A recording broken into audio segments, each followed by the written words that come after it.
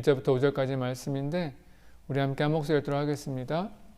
예수께서 그들에게 항상 기도하고 낙심하지 말아야 할 것을 비유로 말씀하여 이르시되 어떤 도시에 하나님을 두려워하지 않고 사람을 무시하는 한 재판장이 있는데 그 도시에 한 과부가 있어 자주 그에게 가서 내 원수에 대한 나의 원한을 풀어주소서 하되 그가 얼마 동안 듣지 아니하다가 후에 속으로 생각하되 내가 하나님을 두려워하지 않고 사람을 무시하나 이 과부가 나를 번거롭게 하니 내가 그 원한을 풀어주리라. 그렇지 않으면 늘 와서 나를 괴롭게 하리라 하였느니라. 아멘. 오늘 허락하신 하나님의 말씀이었습니다. 오늘은 위기가 찾아올 때라는 제목으로 함께 말씀을 나누려고 합니다. 요즘 코로나19로 인해서 많은 목회자들과 많은 신학자들이 많이 염려하는 것이 사실입니다. 근데 염려하는 것이 사실은 코로나19의 이런 어려움도 물론 있겠지만 이 가운데 믿음을 지켜나가야 하는 교회와 성도들을 향한 그런 믿음의 위기가 아닐까라고 많은 진단을 하고 있어요. 그래서 우리가 오늘 코로나19를 살아가면서 우리 가운데 신앙의 위기가 찾아왔을 때 어떻게 그것을 잘 극복할 수 있을까 함께 본문을 통해 찾아봤으면 좋겠다라는 마음으로 제목과 말씀을 정해봤습니다. 하인리히 법칙이라는 게 있는데 먼저 소개해드리고 싶어요. 하인리히라는 사람은 1920년대에 미국의 트러블러스 보험회사에서 일하던 사람입니다. 그가 맡았던 일은 산업재해가 일어나면 그것을 조사하는 담당관이었어요. 근데 그가 7만 5천 건이라는 정말 많은 산재 사고들을 조사해 본 결과 그 안에서 특별하게도 하나의 일정한 그런 법칙과 같은 패턴이 있다는 것을 발견했습니다. 이것을 하인리히의 법칙 혹은 사고의 법칙이라고 부르고요. 그것을 옆에 보이는 것처럼 숫자 1, 29, 300으로 표시하고 있습니다. 그것은 이렇습니다. 7만 5천 명의 그런 사건과 사원들을 조사해 보니까 한 명의 큰 중상자가 나오기 전에 그 전에 경상 환자가 29명 정도 같은 원인으로 들어왔었다라는 거예요. 또 가만히 조사해 보니까 이미 또 그 전에 같은 원인으로 인해 300명 정도의 그런 아주 가벼운 환자들이 또 들어왔던 적이 있다라는 겁니다. 그러니까 예를 들어서 빙판길 같은 게 이런 거예요. 한 사람이 빙판길에서 크게 넘어져서 다쳤다고 치면 그 전에 같은 빙판길에서 29명 정도의 그런 넘어져 다친 사람이 있었던 거고 그 전에 300명 정도는 미끄러지거나 잠깐 넘어지는 그런 일들이 있었을 것이라고 예측 가능한 거죠. 이것은 꼭 1, 29, 300 이렇게 정해진 것이 아니라 그런 비율로 이런 현상들이 나타나더라라는 거예요. 따라서 이렇게 정리해 볼 수 있죠.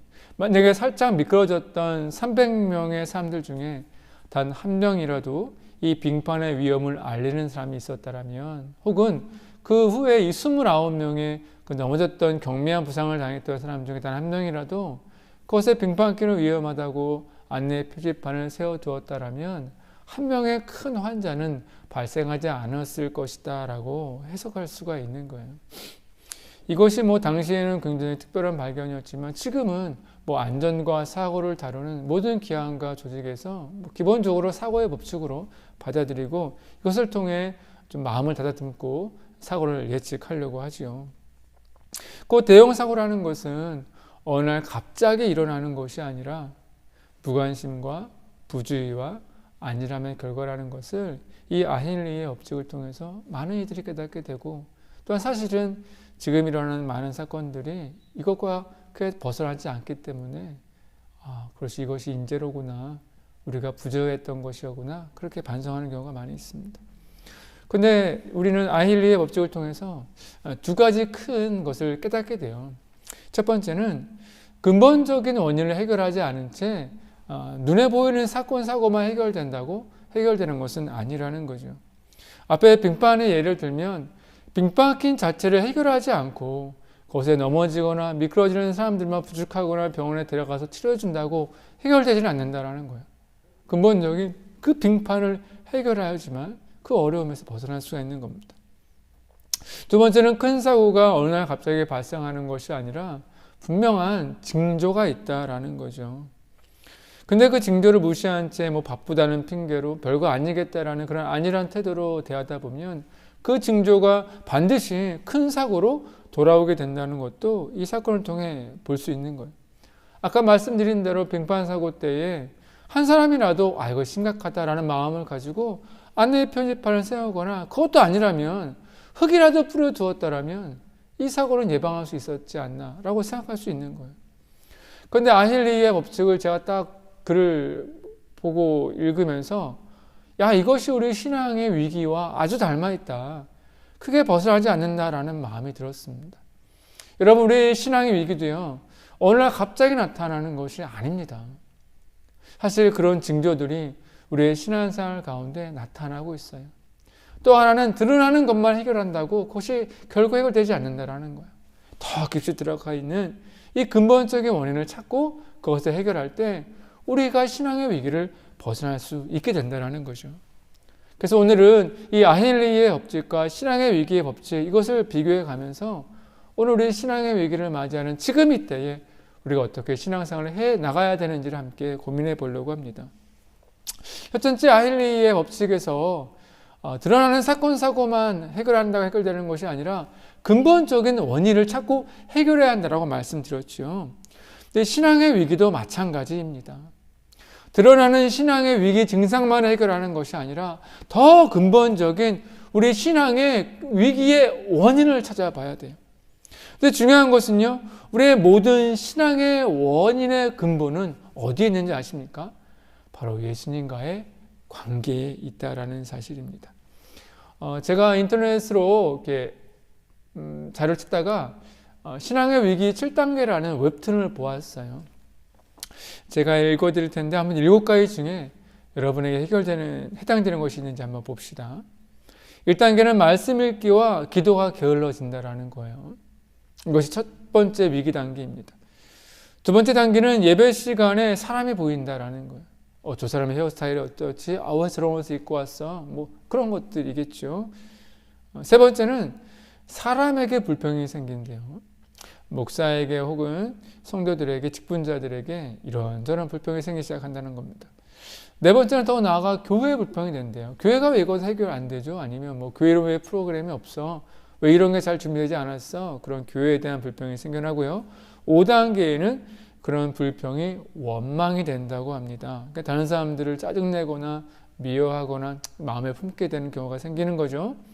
6번째는 조금 더 심각해지는데 믿는 사람이 가증스럽게 여긴다는 거예요. 저 사람 믿음 진짜야. 속은 저래도, 겉은 저래도 속은 그렇지 않겠지. 이렇게 다른 사람이 보인다라는 거고, 7번째 단계는 가장 위기의 순간이죠. 교회를 떠나고 싶다라는 거예요. 이것이 각 작가의 개인적인 견해일 수는 있지만 제가 지난 생활을 더하다 보면 충분히 공감이 되는 것 같아요. 공감이 되는 이유가 여기 있는 것이 사람은요 완전하지 않습니다. 새신자라고 문제가 굉장히 많이 있고 목회자라고 직분자라고 신앙생활 2, 30년 했다고 문제가 거의 없는 건 아니에요. 우리 모두는 언제나 불완전하기 때문에 목회자라도 새신자라도 얼마든지 신앙의 위기를 경험할 수 있는데 중요한 것은 신앙의 위기를 만나게 되는 이런 증상들이 있지 않습니까? 7배의 단계들이 일어났다고 해서 그것을 해결한다고 해결된다는 것이 아닙니다. 예배가 지루하다고 해서 예배를 바꾸면 해결되냐? 아니라는 거예요. 사람이 보인다고 혼자 예배 드리면 해결됩니까? 그렇지 않습니다. 불평과 원명이 일어난다고 목사를 바꾸거나 자기 혼자 내가 다 해볼 거야. 그렇게 주관적으로 해보면 해결이 됩니까? 절대 그렇지 않아요. 아무리 사건과 사고들 드러나는 증상을 해결한다고 해도 아힐리의 법칙처럼 그 근본적인 원인부터 다루지 않으면 해결되지가 않는데 신앙의 근본적인 원인이 뭐라고 말씀드렸어요? 예수님과의 관계라고 말씀드렸잖아요. 사실 제가 신앙생활을 다 더다 보니까요. 사실 이 문제들이 언제 내게 드러나느냐 가만히 생각해 보니까 예수님과의 관계가 나쁠 때더라 말입니다. 예수님과 관계가 좋고 은혜가 느끼고 충만할 때는요. 다 좋아 보여요. 다 받아들여져요. 다 인정되어져요. 다 품을 수 있더란 말입니다. 근데 내가 주님과의 관계에 내 신앙의 위기가 닥쳤을 때에 하나 둘씩 불편해지고 보이더란 말이에요. 이것이 신앙의 신비이고 신앙의 원리 아니겠습니까? 여러분 기억하셔야 되는 게요. 우리 신앙의 모든 근본은 예수님께 있어요. 반대로 말씀드리면 예수님과 잘 지내면요, 예수님과 사이좋게 지내고 정말 친밀한 관계가 유지가 되면요, 사실 우리 신앙에는요 위기라는 게 뭐 올 틈이 없습니다. 신앙의 증상요 올 틈이 없어요. 주님과 함께하면 다 좋아져요. 제가 종종 말씀드리는데, 제가 목회자가 되기 전에 청년 시절에 한 영성 집회에 참여한 적이 있습니다. 영성 수련회죠. 근데 지금 그때 일을 지금도 잊을 수가 없어요. 영성 수련회가 얼마나 잘 준비되어 있는지 시간마다 이 마음을 만져주는 거예요. 그 참석했던 거의 대부분의 분들이 막 시간마다 눈물을 흘리면서 막. 근데 그 영성 수련회 그런 포인트가 이제 영적 치유였었거든요. 그러니까 신앙생활 하면서 뿐만이 아니라 자라면서 경험했던 수많은 아픔들과 상처들을 치유되는 그런 과정이었어요. 그래서 진짜 좋았었어요. 그리고 돌아오는 길에 단체 버스를 타고 오는데 제 앞에 두 분이 앉아 계신 거예요. 한 번은 아마도 처음 참석하신 분인 것 같고, 옆에 계신 분은 아마도 여러 번 참석하신 것 같아요. 근데 첫 번째 참석하신 분이 그 소감을 얘기하는 거예요. 난 너무너무 좋았어요. 제 마음이 다 풀리는 것 같아요. 돌아가면 정말로 신앙생활도 잘하고 가정생활도 다 잘할 수 있을 것 같아요 라고 소감을 얘기하는 거예요. 근데 옆에서 이제 몇 번 참석하셨던 분이 그렇게 얘기하는 거예요. 근데 있잖아, 집에 가면 다 다시 돌아온다. 좀만 지나면 다 다시 돌아와. 그렇게 말하는 거예요. 근데 그 다음 말씀이 더 앞걸입니다. 근데 실망할 필요 없어. 6개월 있으면 수련회 또 있어. 제가 뒤에서 그 얘기를 듣는데 지금도 잊혀지지가 않아요. 너무 충격적이었어요. 오늘 말씀과 비교해 보자고요. 하일레이는요, 드러나는 사건 사고만 해결하는 것은 단순히 그냥 넘어가는 거라고 얘기하고 있어요. 근본적인 원인이 해결되지 않으면 그것은 반복되어 돌아올 수 있고 더 큰 사고로 이루어질 수 있는데, 주님과의 관계도 마찬가지라는 거예요. 우리가 아무리 좋은 수련회를 참석하고 아무리 좋은 프로그램과 좋은 것을 해도요, 이 주님과의 직접적인 이 관계에 대한 해결, 주님과의 관계, 이 만남을 통한 은혜와 역사가 없으면요, 그것은 사건 사고로 지나지 않습니다. 진짜로 그래요. 그래서 정말로 권위 있고 정말로 오래되고 깊은 수련회나 프로그램 같은 경우 보면요, 그 프로그램의 중심이 뭔지 아세요? 드러나는 사건 사고가 아니라 주님과의 관계에 집중합니다. 주님과의 관계. 주님과 함께하지 못했던 시간들에 대한, 저 주님과 함께하는 시간들에 대한 소망. 지난주에 돌아오는 주죠, 지만 목사님과 이야기를 나눴었어요. 한 목사님이 코로나19가 계속되면서 참 많은 성도들이 어려워하고 있다고 하더라고요. 근데 이거 세상도 마찬가지래요. 근데 요즘에 TV 프로그램을 보면 트로트가 굉장히 유행을 하고, 계속해서 예전에 잘 나갔던 가수들이 계속 프로그램에 나온 것을 대해서 얘기하시기를, 요즘에 사람들이 너무 힘드니까 예전에 좋았을 때를 그리워한다라는 거예요. 그래서 옛날에 좋았었던 또 잘 나갔던 가수들을 소환함을 통해서 그들의 모습을 보면서 마음의 위로를 받는다라는 거예요. 그래서 이제 목사님이 어떻게 했냐면, 찬양 인도 시간에 예전에 80년대, 90년대에 불렀던 뭐 실로암이라든지 뭐 그런 찬양들을 많이 불렀대요. 시대를 잘 읽으셨던 거죠.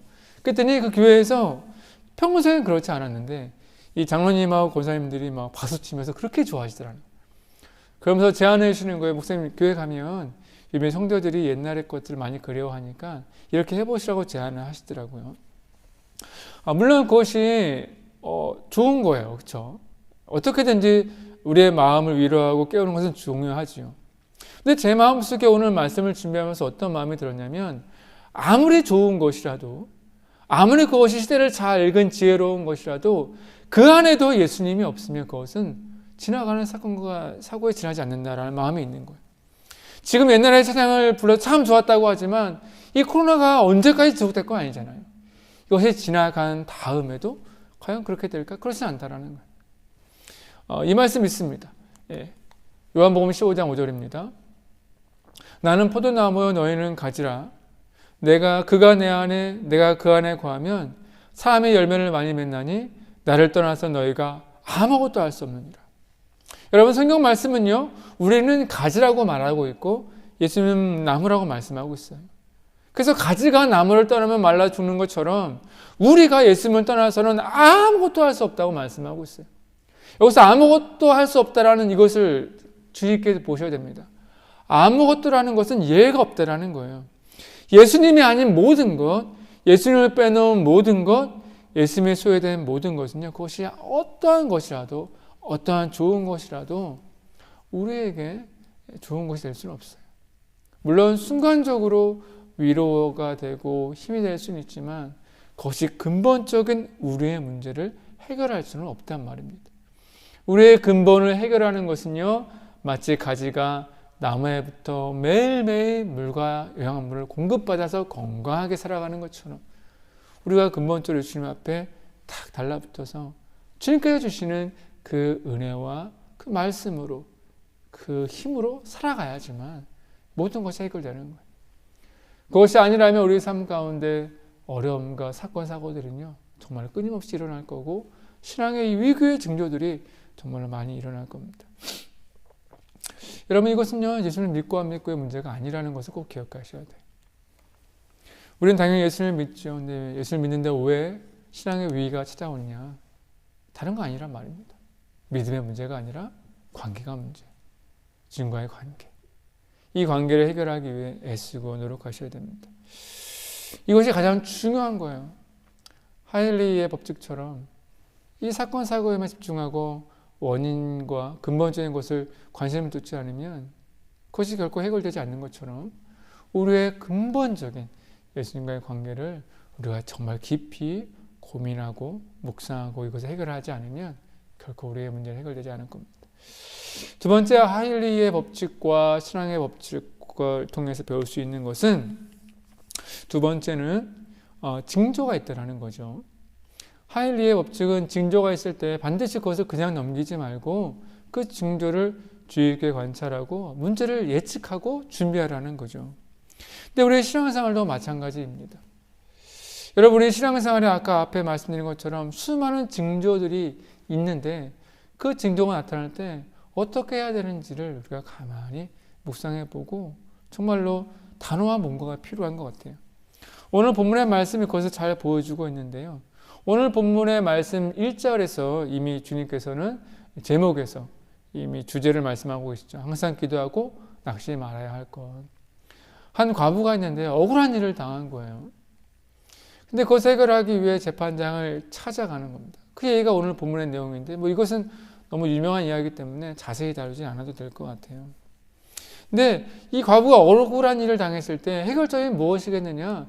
주께서 말씀하시는 거예요. 이 과부가 재판장을 매일매일 찾아간 것처럼 주님 앞에 항상 기도하라는 거예요. 근데 이 항상 기도하라는 것이 여러분 그냥 일반적으로 기도하라는 그런 해석이 아닙니다. 이 과부의 모습을 보면요, 그냥 이 재판장을 찾아가는 것이 아니라 문을 두드리고 재판장을 만나서 애원을 하는 거예요. 5절 말씀은 재판장이 내가 번거롭다, 내가 괴롭다, 그래서 해결하지 않을 수 없다라는 마음이 들 만큼 그게 과부는 열심히 가서 기도했다라니까요. 그러니까 항상 기도하라는 말씀이 그냥 일반적인 기도가 아니라 문제가 발생하면요, 그 문제를 위해 정말로 생명을 다하듯이 열심을 다해서 절실한 마음으로 기도하라는 거예요. 여러분, 한 청년이 있었습니다. 게임 중독에 빠졌어요. 핸드폰, 스마트폰 게임 중독에 빠진 겁니다. 근데 어느 순간에 이 청년 스스로가 이것을 해결해야겠다라는 마음이 들었던 것 같아요. 그만큼 징조가 보였던 거죠. 근데 이 청년이 교회 다녔던 청년이라서 교회 가서 기도하는 거예요. 게임 중독을 해결해 달라고. 근데 교회에 기도하고 오니까 어때요? 피곤하잖아요. 그래서 잠을 잘 누웠는데 허전하는 거예요. 그래서 손 올리면 핸드폰이 들어서 게임 1시간 하고 2시간 하고 또 잠을 드는 거예요. 또 그 다음날 또 게임 중독 때문에 기도하러 교회 가요. 교회 갔다 와서 또 어떡합니까? 또 누워서 허전하니까 또 게임을 하다가 또 잠이 들어요. 여러분, 이렇게 매일매일 기도하면 이거 해결됩니까? 안 됩니까? 안 되지 않겠어요? 기대로 했다면 그 기도에 토해지는 게 있어요. 그러니까 일상적으로 이렇게 이런 기도가 아니라 내가 정말로 해결해야 하는 절박한 기도 제목이 있다면 거기에는요, 믿음을 더하는데 믿음에 우리의 간절함과 소망을 더하고 거기에 우리의 단호한 결단이 더해져야 된다는 거죠. 여러분, 이것이 중요한 겁니다. 여러분, 내가 지금 신앙의 위기가 있어, 내게 징조가 있어 라고 생각하실 때에 뭐 그냥 어떻게 해결되지 이렇게 하시면 안 돼요. 그것을 왜 가부처럼 열심을 다하셔야 된단 말입니다. 예. 징조가 보이면 그거 해결해야 돼. 그렇지 않으면 더 큰 사고로 이어질 수밖에 없단 말입니다. 근데 제가 성경을 가만히 묵상하면서 이상한 거 하나를 발견했어요. 뭐냐면 과부의 문제가 무엇인지는 다루고 있지 않아요. 여러분, 이 오늘 말씀 읽는 사람이라면 오늘 과부의 문제가 얼마나 크고 대단한 문제이길래 이렇게 절박하게 이렇게 열심히 재판장을 찾아가나 의문을 품지 않겠습니까? 근데 성경은 전혀 과부의 문제에는 관심을 두지 않고 이 과부의 모습에만 관심을 두고 있어요. 이런 거 아닐까 싶습니다. 과부의 문제가 무엇인지 밝혀지면 두 가지 반응이 일어날 것 같아요. 만약에 과부의 문제가 엄청나게 큰 것이었다라면 이래서 과부가 이렇게 매달리는구나 라고 이 과부에게 공감할 수 있을 것 같아요. 근데 반대로 이 문제가 큰 것이 아니라면 우리는 반대로 재판장에게 공감이 될지도 몰라요. 왜냐하면 재판장이라는 사람은 권위가 있어야 되는데 자신이 재판한 것을 뒤집는 것이 쉬운 것이 아니잖아요. 과부가 부탁한 게 그렇게 큰 것이 아니라서 이렇게 힘들어하고 번거로웠구나라고 공감할 수 있다라는 거예요. 근데 성경은요, 전혀 이렇게 과부라든지 재판장에게 관심을 주지 말라고 말하는 것 같아요. 오히려 이렇게 말하는 것 같아요. 성경은 과부의 문제가 마찬가지로 우리 신앙의 문제가 큰 문제냐 작은 문제냐에 좌우되는 것이 아니라고 말하고 있는 것 같아요. 저는 앞에 모든 문제의 근원이 예수님과의 관계라고 말씀드렸지 않습니까? 그러니까요, 아무리 사소한 문제처럼 보여도 예수님과의 관계를 흔들어 놓는 것이라면 그것은 엄청나게 큰 문제이고요. 아무리 큰 문제라도 주님과의 관계가 온전히 이루어질 수 있는 것이라면 그것은 사실은 영적으로 보면 큰 문제가 아닐 수 있다는 거예요. 세상처럼 문제가 상황의 크기라든지 문제의 크기에 좌우되는 것이 아니라 이것이 믿음의 크기, 주님과 나와의 관계에 대한 문제라면 그것은 전혀 다른 크기로 보일 수 있다는 거죠. 저는 신학 공부할 때에 조금 허탈하게 웃음이 나왔던 적이 있어요. 다 그랬던 것 같아요. 근데 중세 시대에 신학자들이 논쟁을 하게 되는데 그 논쟁에 대한 주제가 뭐였냐면 이 바늘 있지 않습니까? 이 바늘 위에 천사가 얼마나 올라가느냐 그것을 가지고 논쟁을 벌였대요. 얼마나 사소한 문제입니까? 그러니까 웃음이 나더라는 거예요. 근데 오늘 말씀을 가만히 생각해 보니까 만약에 아무리 사소한 문제라도 그것이 예수님과 관계된 것이라고 여기는 사람이 있다면 그것은 그에게 결코 작은 문제가 아닐 거라는 거예요. 그러니까 그 논쟁이 이해가 되더라는 거예요. 여러분, 우리의 신앙의 징조는 사실 크지 않을 수도 있어요. 예배가 지루해지거나 요즘 잠이 많아졌다거나 요즘은 피곤해졌다거나 사람이 좀 바빠졌다거나 기도가 요즘 잘 안 된다거나 혹은 말씀이 요즘 잘 읽지 않는다거나 요즘 성도들과 좀 관계가 좋지 않다고 이런 증상들은 대단히 일반적인 증상이고 일상에서도 흔히 나타날 수 있는 증상입니다. 하지만 만약에 그것 때문에 나와 예수님과의 관계에 문제가 생겨버린다면 그것은 결코 작은 문제가 아니라는 거예요. 그렇지 않겠습니까? 아무리 사소해 보일지라도 내 안에 심각한 주님과의 관계에 문제가 생긴 것 같으면 그거는요 어마어마하게 큰 문제예요. 내가 어떤 성도와 관계가 좋지 않아졌는데 그것 때문에 예수님이 보이지 않고만 막혀져 있는 것 같으면 그거 큰 문제란 말입니다. 교회 어떤 것 때문에 내 마음에 교회가 너무 불편한 거예요. 근데 교회가 불편한 것뿐만 아니라 왠지 예수님하고의 관계가 정말로 예전처럼 가깝지 않고 멀어진 것 같으면 여러분 그거요 그냥 넘길 수 있는 문제 아니란 말이에요. 큰 문제란 말입니다. 하일리는 뭐라고 말하고 있냐면 그런 작은 징조들이 더 큰 사고에 대한 예시라는 거예요. 그것을 그냥 넘어가면 안 된다. 우리가 이런 일상적인 일어나는 사소한 문제들, 신앙의 위기들을요 그냥 넘겨버리면 어느 순간 그것이 쌓여서 주님과의 관계에 직접적으로 크게 영향을 미칠 수 있다는 거예요. 여러분들 만약에 여러분 주변에 일어나는 이런 일상적인 신앙의 문제들 있지 않습니까? 근데 그것이 그냥 넘어가는 것이 아니라 주님과의 관계에 무슨 문제가 일어나는 것 같다고 여기신다면 그거 정말로 잘 보셔야 돼요. 사자는요, 우는 사자와 같이 여러분의 틈새를 바라보고 있는데 어느 틈새를 보겠습니까? 그런 걸 파고들어 들어오는 거예요. 기도가 잘 안 됐는데 뭐 한 번, 두 번. 요즘은 말씀이 잘 안 읽혀. 쏙 들어와 버려요. 요즘은 여러분 그것들 잘 유심히 바라보셔야 됩니다. 또 하나 말씀을 나누는 중에 사실 오늘 본문의 말씀은 제가 여러 번 다루었기 때문에 익숙한 본문이에요. 근데 이번에 말씀을 준비하면서 좀 새로운 관점이 갖게 돼서 그래서 여러분에게 지금 나누면서 오늘 말씀을 풀려고 합니다. 오늘 말씀에 보면 분명히 과부가 주인공이긴 하지만 재판장에 대한 분량이 엄청 많이 있죠. 그러니까 오늘 재판장을 이해하는 것이 오늘 말씀을 이해하는데 어쩌면 제일 중요할 수도 있어요. 또 2절에 뭐라고 말씀하고 있나요? 그 도시에 하나님을 두려워하지 않고 사람을 무시하는 한 재판장이 있는데. 죄송합니다. 다른 말씀이군요. 다시 한번 읽겠습니다. 어떤 도시에 하나님을 두려워하지 않고 사람을 무시하는 한 재판장이 있는데 라고 말씀하고 있어요. 재판장에 대해서 뭐라고 설명하고 있습니까? 하나님을 모르는 사람인데 사람도 무시해라고 설명하고 있어요. 그러니까 우리는 전에는 이 정도니까 뭐 하나님을 두려워하지 않고 삶을 무시하면 아마 유대인이 아니라 로마 재판장인가 보다 라고 충분히 이해할 수 있죠. 그렇게 이해하고 설교했던 것도 기억이 나요. 그런데 다르게 주장하는 것을 제가 보았어요. 오늘 말씀에 보면 어떤 도시라든지 한 재판장이라고 말하고 있어요. 그러니까 지명을 언급하지 않고 어떤 재판장인지를 구체적으로 언급하지 않는데 보통 성경에서는 어떻게 하냐면 듣는 사람이나 말하는 사람이나 모두가 공감하거나 쉽게 이해할 수 있는 것이 있을 때에 뭐 특별히 지명을 대거나 어떤 대상을 말하는 것이 아니라 어떤 마을이라든지 어떤 사람이 있는데 그렇게 예를 든다라는 거예요.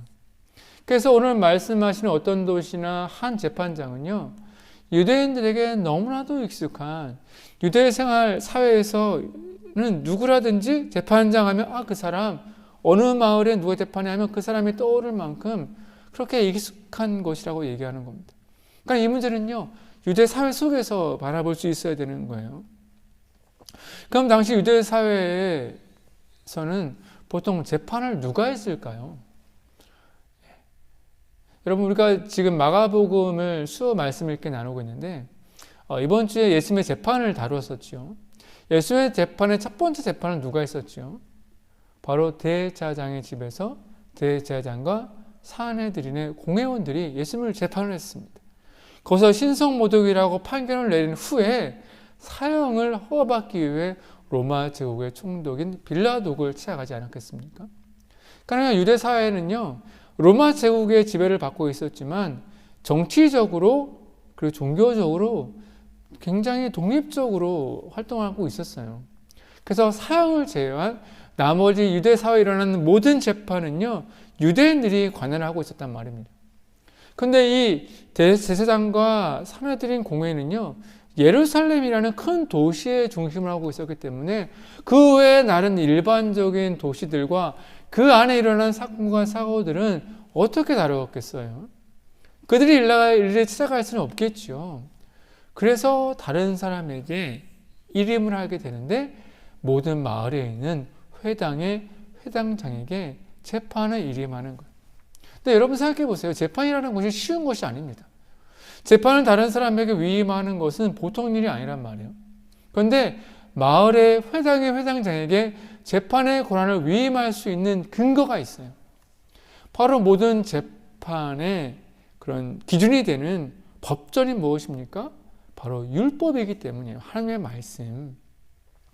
하나님의 말씀이 법이었기 때문에 마을에서 율법과 말씀의 가장 큰 권위를 인정받는 회당장이 재판을 대신할 수가 있는 거예요. 이런 이해로 말씀을 다시 한번 보자고요.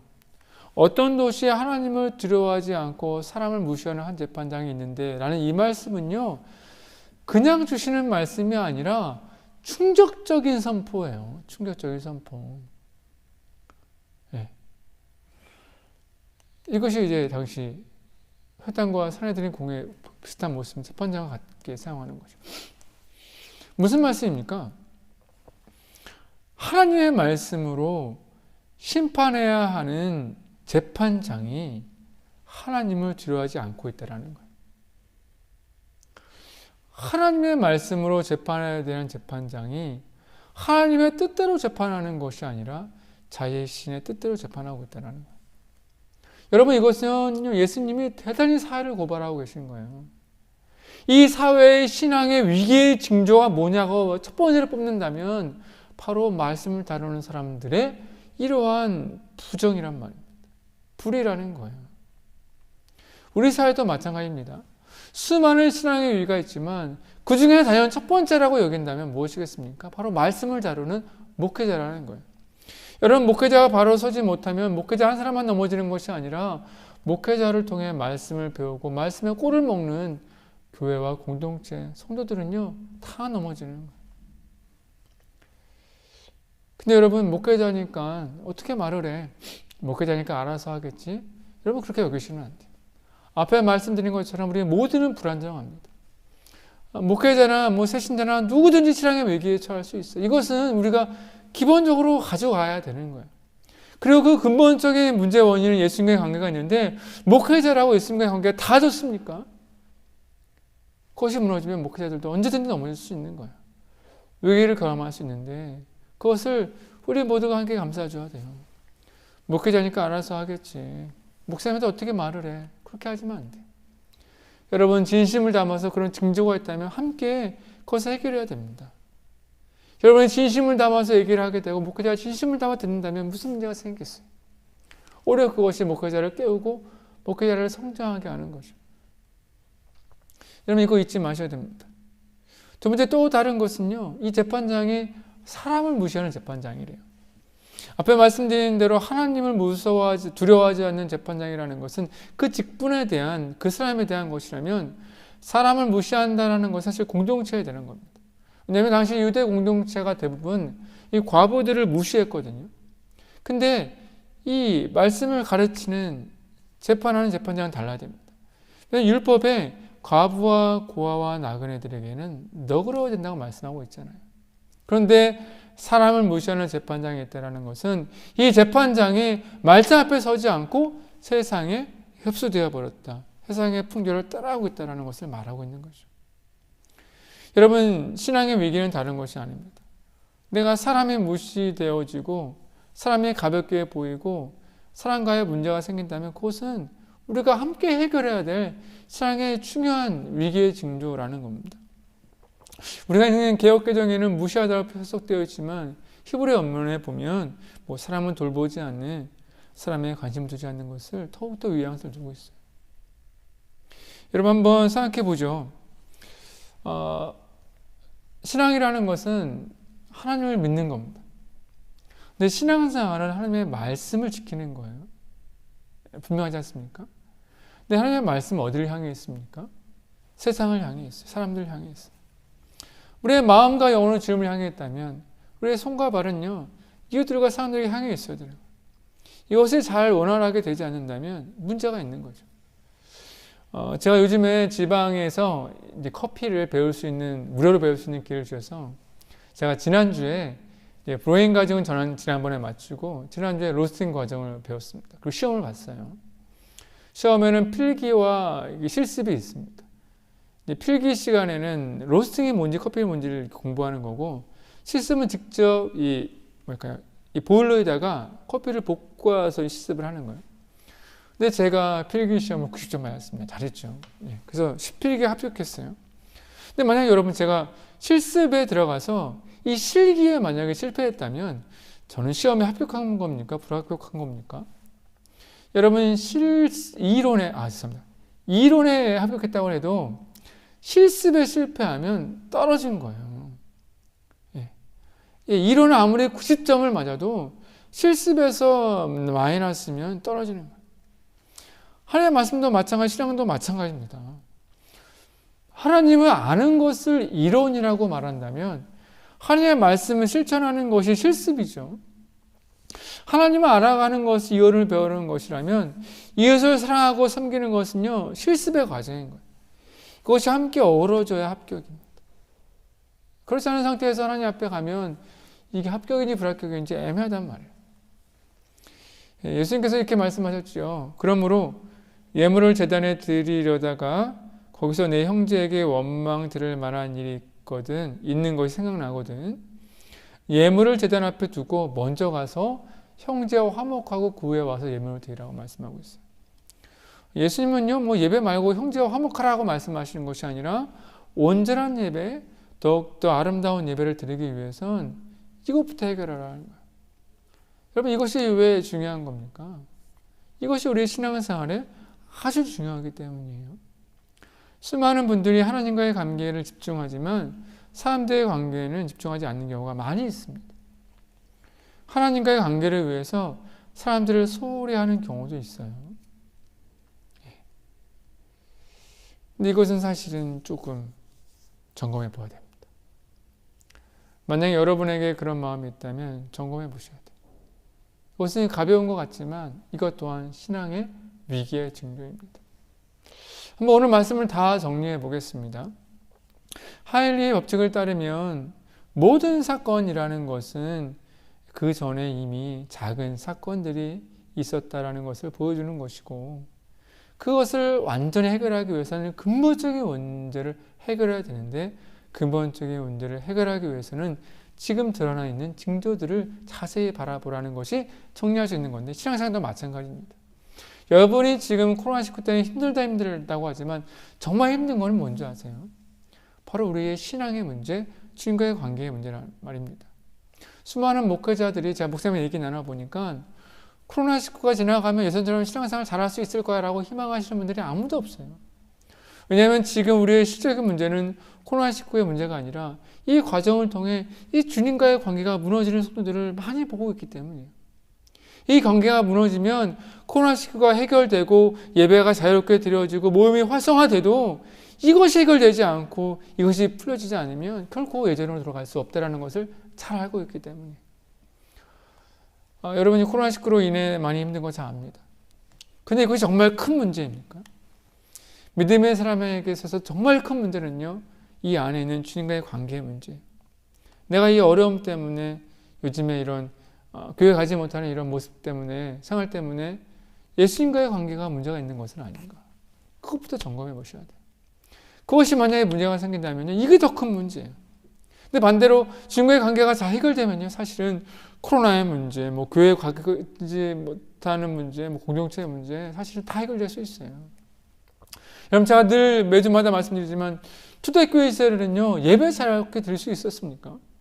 그 밖의 현장은요, 지금처럼 이전 상태가 아니라 죽는 거예요. 매일 맞는 겁니다. 쫓겨나는 거예요. 그럼에도 불구하고 믿음이 유지가 되고 부흥의 역사가 후에 일어났던 이유는 그 가운데 주님과의 관계는요, 흔들리지 않았기 때문에. 우리도 마찬가지입니다. 주님과의 근본적인 문제가 단단히 해결되어 있습니다. 주님과 깊은 관계를 맺고 있으면 이 모든 것들은 큰 문제가 되지 않을 수 있어요. 오늘 그것을 오늘 말씀을 통해 배우게 됩니다. 그러니까 여러분 과부처럼 큰 문제, 작은 그런 게 아니라 과부처럼 주님과의 관계에 만약에 문제가 있다면 그것을 향해 정말 생명을 다해 매달리셔야 돼요. 저는 오늘 말씀을 준비하면서 사실 한 주간 정말 많이 반성했습니다. 제 자신 정말 많이 반성했어요. 제가 가만히 들다 보니까 제 말씀생활, 기도생활 엉망이더라고요, 엉망이요. 네, 솔직한 표현입니다. 그래서 제가 오늘 말씀을 준비하면서 이번 주간부터 정말 바꿨어요. 새벽에 나오는 시간, 새벽에 머무르는 거 다 바꾸기 시작했어요. 그러니까 마음이 좀 편안해져. 문제가 다르게 보여요. 여러분에게도 이 은혜가 있길 소원합니다. 물론 코로나19도 큰 어려움이고 힘들지만 우리 믿음의 사람에게는 이 어려움 밑에 근본적으로 있는 주님과의 관계, 이것을 통해 이 큰 문제를 해결할 수 있다는 그 소망, 우리 가운데 이것을 흔들리지 않으면 우리는 충분히 승리할 수 있습니다. 우리 시간 함께 기도하면 좋겠습니다.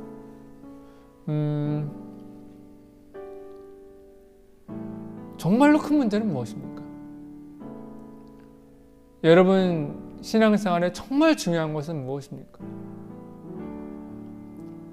예배생활, 헌금생활, 기도생활, 말씀생활, 그것은요 지나가는 사건 사고일 수 있어요. 잘 될 때도 있고 못 될 때도 있고 깊어질 때도 있고 즐거울 때도 있고 아니면 지루하거나 굉장히 어려울 때도 있어요.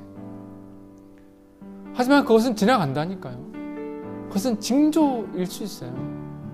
어떤 징조냐? 정말 더 깊숙한 예수님과의 문제에 대한 징조. 이것이 해결되면요 그런 것이 다가와도 다 지나가면 문제가 되지 않을 수 있어요. 하지만 예수님과의 문제가 관계에 문제가 있을 때 그런 것이 닥쳐버리면요 쌓이고 쌓여서 큰 문제 됩니다. 언젠가 터져버리는 시한폭탄처럼. 하지만 주님과의 관계가 있다면, 그것이 단단하게 느껴져 있다면, 건강한 가지가 되어 주님의 나무에 잘 달라붙어 있다면 무엇이 문제겠어요? 하나님, 우리는 가지에 불과합니다. 주님께 붙어 있지 않으면 말라질 수밖에 없는 가지입니다. 주님께 붙어 있게 하시고 주께서 날마다 부어주시는 그 양식과 영양분으로 하루하루 살아가게 하여 주시옵소서. 코로나19로 인해 수많은 신앙의 위기에 어려움에 처하고 있지만 그것이 우리의 신앙을 흔들어주진 못합니다. 주님과 함께 한다면 오히려 이 어려움은 우리의 믿음의 연단의 시간이고 우리의 믿음이 깊어지는 시간이 될 줄도 믿습니다. 그러니 주님, 우리 사랑하는 성도들 어려움 가운데 주님 바라보게 하시고 코로나19의 큰 문제보다 더 큰 주님과의 문제, 이것이 해결됨을 통해 살아계신 주님이 이기게 하시고 승리하게 하시는 그 놀라운 경험이, 그 놀라운 영적인 그 놀라운 체험이 우리 가운데 부어질 수 있도록 인도하여 주시옵소서. 주님 믿습니다. 주님 믿음으로 귀한 예물 드렸습니다. 이 예물 받아 주시옵시고 주님의 나라에 귀하게 사용하여 주시옵소서. 이제는 축도하겠습니다. 이제는 오늘 말씀을 가슴에 품고 주님과의 더욱더 깊은 관계, 주님과 하나 되는 놀라운 소원을 품고 살아가기로 결단하는 우리의 사랑하는 성도들의 머리 위에 성부 하나님의 놀라우신 사랑과 성자 예수님의 동행하심과 성령 하나님의 돌보심과 이끄심이 살아가는 모든 순간마다, 신앙의 위기마다 주님을 바라보는 그 순간순간마다 영원히 함께 하시기를 간절히 축원하옵나이다.